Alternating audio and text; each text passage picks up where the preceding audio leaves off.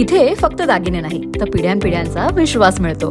परंपरेची झळाळी आणि विश्वासाची खात्री. Kailas अडगावकर jewellers, Datta Mandir bus stop, Nashik road. Vani police ठाणे हद्दीत पुणेगाव धरण परिसरात बसवण्यात आलेले इलेक्ट्रिक मोटार केबल वायर चोरी केल्याप्रकरणी पोलिसांनी 2 संशयितांना अटक केली आहे. या प्रकरणी गुन्हा दाखल करण्यात आलेला आहे. पुणेगाव धरण परिसरातून अज्ञात चोरट्यांनी टॅक्सोमो कंपनीची 7.5 हॉर्स पॉवरची इलेक्ट्रिक मोटार तसेच विविध मोटारींना जोडलेल्या सुमारे 600 फूट केबल वायरची चोरी केली. या प्रकरणी पोलिसांनी तपास करत संशयित अजय मनोज गोडे आणि शुभम अरुण डंबाळे यांना अटक केली. तसेच जीवन निवृत्ती डंबाळे याचाही गुन्ह्यात सहभाग असल्याचा संशय व्यक्त करण्यात आला आहे.